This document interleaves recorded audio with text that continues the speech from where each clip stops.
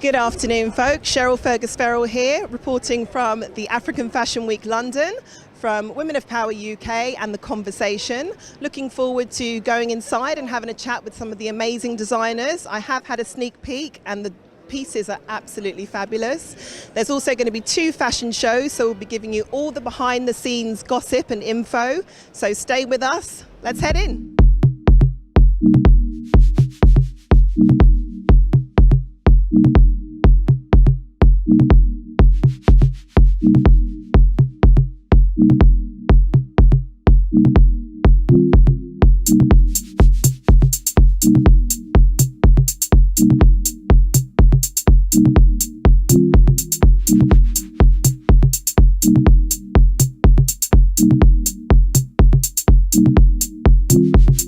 I am here with Mary Martin, one of the key designers in today's African Fashion Week London fantastic show, which we've just finished watching. Thank you. Mary, tell us about your collection. Right, my collection is the anniversary of the 400 slave. The collection is called Blood, Sweat and Tears, and I wanted to celebrate the ancestors, the slaves. If it wasn't for them, I wouldn't be here now. You know, they celebrate Christopher Columbus, they celebrate Father Christmas.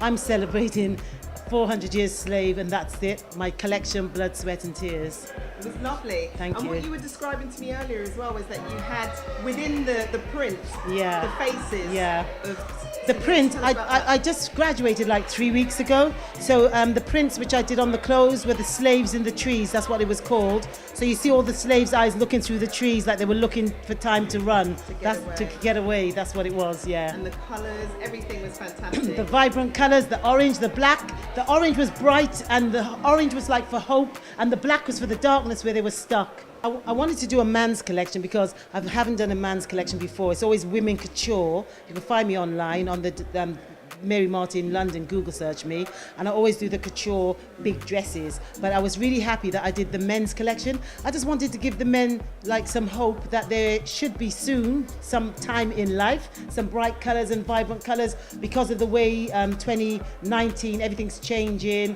You know, yeah, we just have to like. And I think men are a lot more open now to kind of embracing the bright bold colours. Well, that collection opened them out. And it definitely worked, I can tell you that. It was fantastic. Thanks again, Mary. Thank you.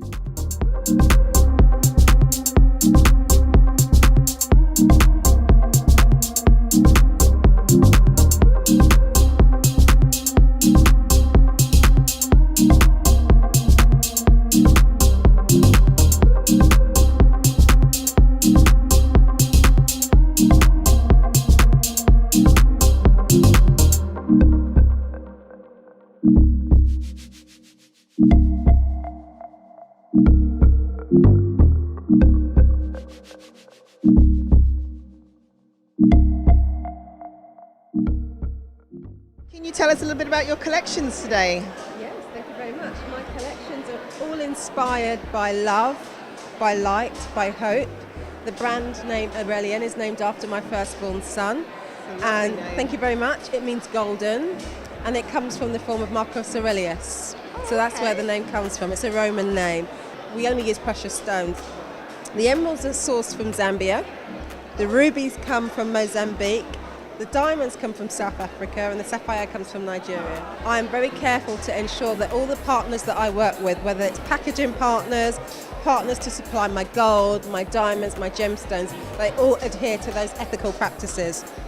And what it means, it's not just statements, it means that from mine to market, I can trace the source of my gemstones and where they come from.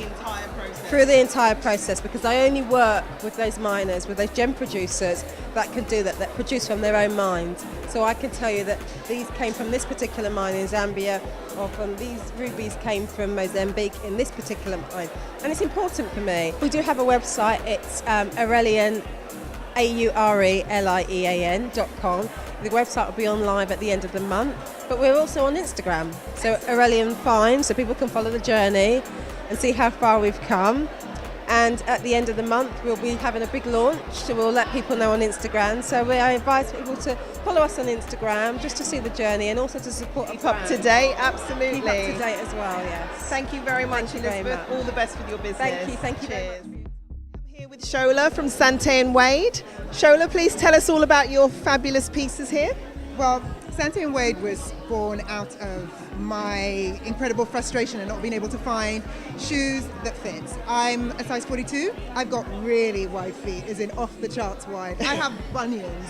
And so I've basically never been able to go into a footwear store and say, I like these shoes. And just know that you're going to be able to get your Exactly. size. Well, it wasn't just me. There were lots of women that I spoke to who were like this. So I was just like, you know what, how hard can it be to make shoes? So that's where I started. Turns out it's actually quite hard. So I design my own shoes, I do the pattern cutting, and I found a factory in Portugal that I work with. Okay. So we just launched this about 4 months ago. It's myself and 2 business partners. We're all women who struggle. We are our own customer, essentially. And So you get it. You're we not get selling it. to people when, Yeah, because that's really exactly. frustrating when people Yeah. think, well, actually, you don't really understand what the struggle's like. No, So. we do. And, you know, I mean, like, we feel like we're just the tip of the iceberg. I mean, since we started, we've had emails from women who are like, oh, thank God, we're so glad that you exist. We're so glad that we found you. We've got a lady who happens, you know, she's one of the tallest women in the UK, you know, Wow. who's, you know, looks like she might be buying from us. I mean, we feel really immensely validated in that sense, to feel that we're doing something not just for ourselves, No, but you're for giving lots back. of other, yeah, exactly, lots of other women in the way in which we can.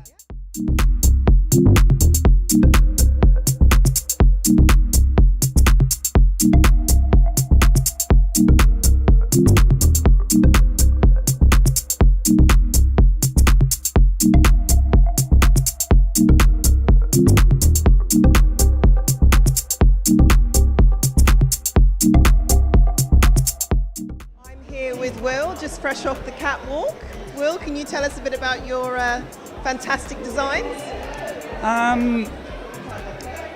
I've got 5 sisters, so I like them all to sparkle and, you know, shine. So, and I live in Zanzibar for many years, so I like to incorporate the African fabric. You're inspired by that. Exactly. So I think it's good to have a bit of a modern, plus the African fabrics. Yeah, and bring a bit of shine. So I'm zero waste, so my collection I've just finished was all zero waste. It was all the scraps, and I will create clothing out of it. I will recycle some clothing. If, for example, an old dress, I will then use all my scraps to make flowers with, and then add those to the collection, and, you know, and make an outfit out of it. Excellent. So I have a store in Hackney called Ace Hackney, and Are you we- online? Can we reach you online? online Social is media? happening. It's just being finished off at the moment. So, yeah, soon we will be online. But yeah, Is this your first African Fashion Week? I've had pieces here in other people's collections that I made for them, but I've never had my own collection. So, Well, yeah, congratulations. Thank you. You pulled it off. It's really, really good. I did. I bet you're relieved now. I can't tell you, You can actually. relax, you yeah, can have yeah, a drink, you can chill out. yeah. Exactly. Excellent. Thank you very much. for You're so talking to us, welcome. Will. Take care. Have a lovely evening. Thank you.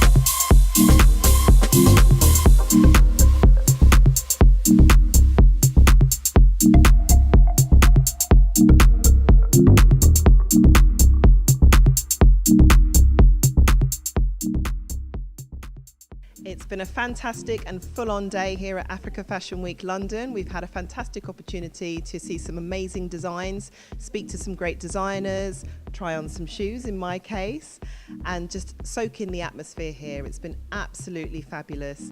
Do check us out on all our social sites at Women of Power UK, and do check out our podcast, The ConveHERsation, of which I'm one of the podcasters. So once again, thank you to Africa Fashion Week London for having us here today. It's been a blast.